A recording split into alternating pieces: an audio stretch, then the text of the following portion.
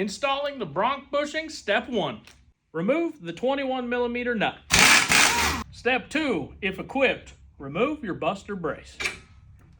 Step 3, remove your clamp. Step 4, break your existing hose clamp. Step 5, remove your tie rod. Step number 6, turn all the way passenger. Step number 7, insert a screw and rip out the factory plastic bushing.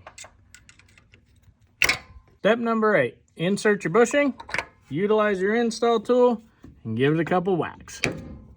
Step number 9, insert your snap ring, tap it into place. Step number 10, put your Bronco back together, and remember, buy quality parts. Get it done right.